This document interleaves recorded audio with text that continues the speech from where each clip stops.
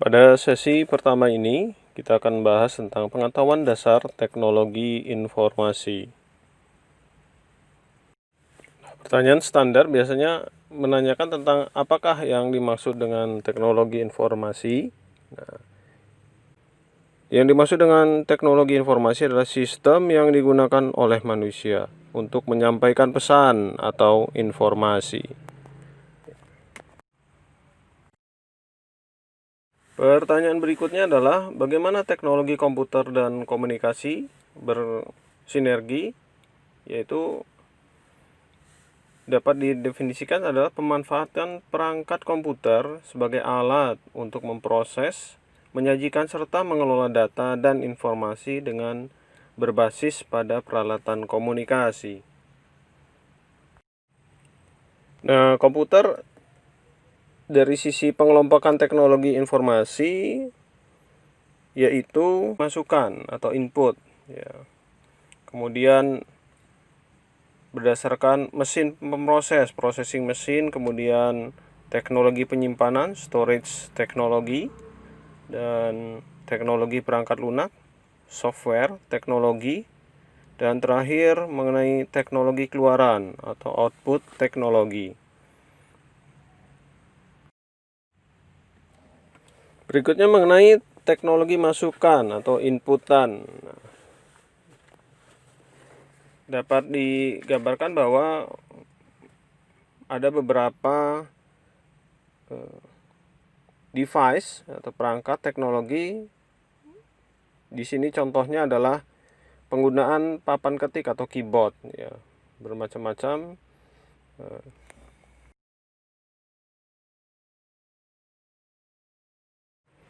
Berikutnya mengenai tool atau perangkat teknologi mesin pemroses, processing ya, dikenal dengan prosesor atau central processing unit.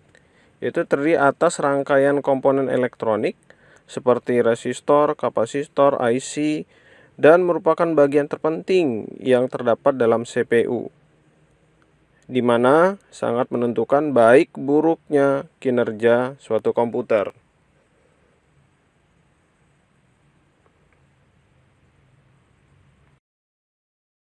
Berikutnya pengelompokan teknologi informasi berdasarkan software atau perangkat lunak. Definisikan sebagai kumpulan data elektronik yang sengaja disimpan dan diatur oleh komputer berupa program atau instruksi yang akan menjalankan sebuah perintah. Ya, di sini lihat beberapa contoh-contoh simbol-simbol icon dari aplikasi ya, software yang sudah familiar. Selanjutnya mengenai teknologi penyimpanan atau dikenal dengan istilah storage ya.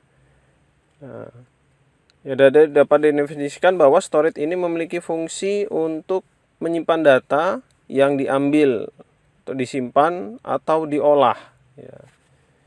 Ada beberapa contoh seperti flash USB ya, ada CD dan seterusnya ya. Ini teknologi penyimpanan. Yang terakhir, teknologi pengelompokan berdasarkan keluaran atau output.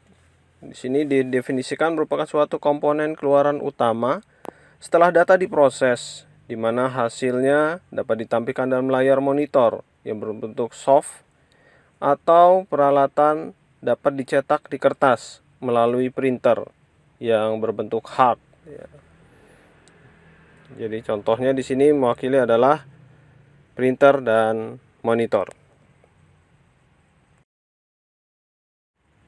Berikutnya komponen sistem teknologi informasi terkait dengan komputer sistem. Pertama adalah hardware, perangkat keras. Jadi ada kelompok berikutnya, komponen sistem adalah software aplikasi ya. Kemudian user, brainware. Ini user dari operator, programmer, dan sistem analis ya. Itu levelan dari brainware.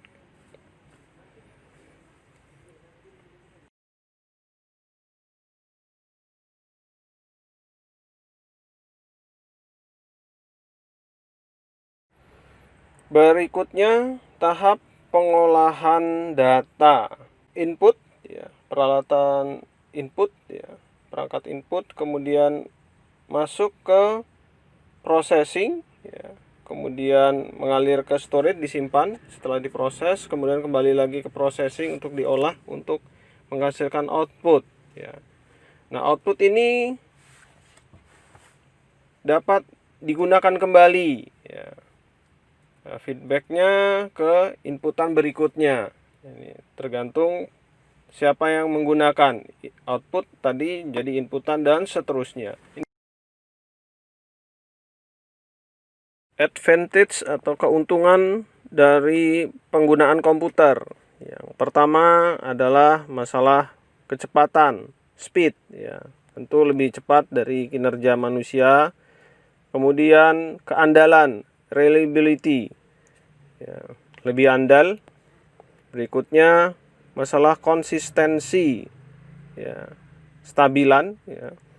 Berikutnya penyimpanan, storage dengan kapasitas yang lebih besar.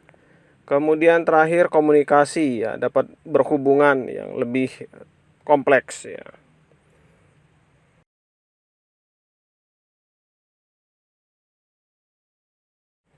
Berikutnya yang terakhir adalah masalah kerugian penggunaan komputer.